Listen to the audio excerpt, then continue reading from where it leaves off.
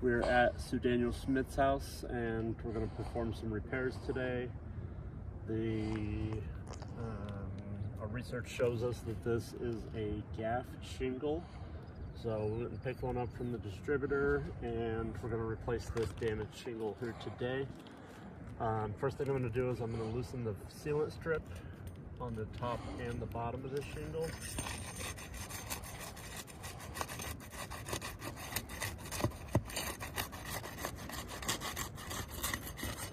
Okay. And then the shingle is going to have two shingles above it.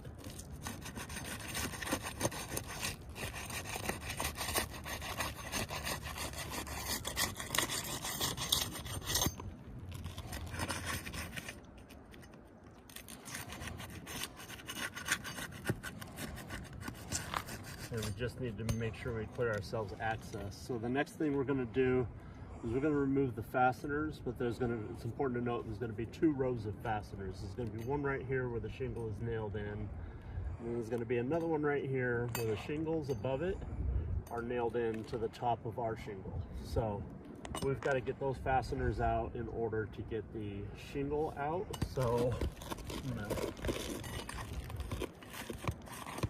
start by finding those.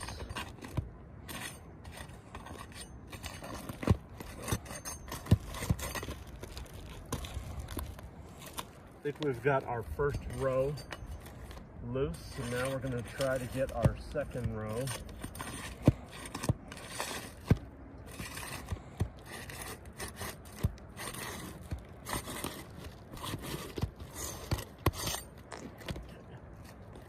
Now, the shingle's still in. I think there's still a couple in here somewhere.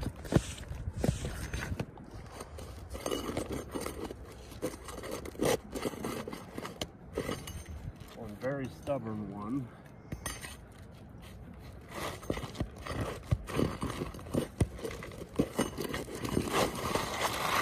Alright, see those two fasteners there. And the line of fasteners there. So really important before we move forward, you can see massive material transfer. So getting the sealant strips apart, ripped from one shingle to the other, and that's going to be a cascading effect on the top and the bottom directions. So you can see it's ripped off there and there. So with two shingles above it and two shingles below it, we're going to cause damage to four shingles by removing and replacing the one. So that's major challenge number one, but we're going to move forward just to see if we run into any other challenges. We're going to get our fasteners out, because you can see the fasteners pulled through the shingle, attesting to the shingle's pliability. So we want to get those out so they don't impede the new shingle going into place.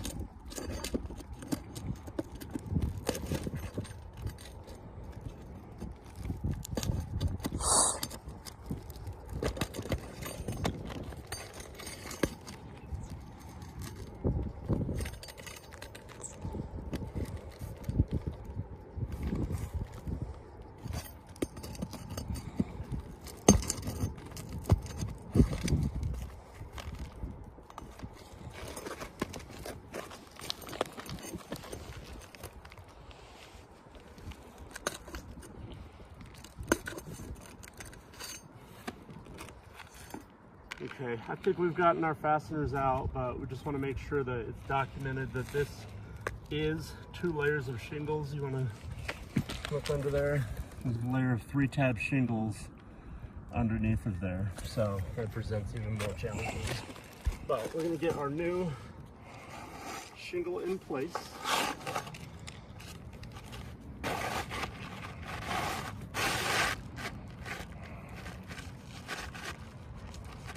Running into something right there.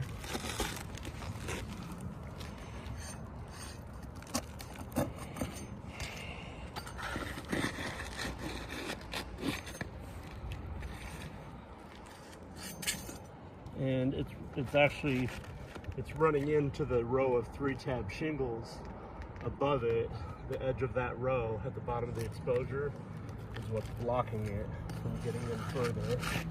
So you try to lift it over. All right, we've got our shingle in place. We're going to throw in our 6 fasteners, starting an inch from the edge in the nail strike zone. Now we've got to get this shingle high enough to get access to swing the hammer up and down so the nail doesn't go sideways and it's flush. If it's not flush, it will prevent that sealant strip from bonding.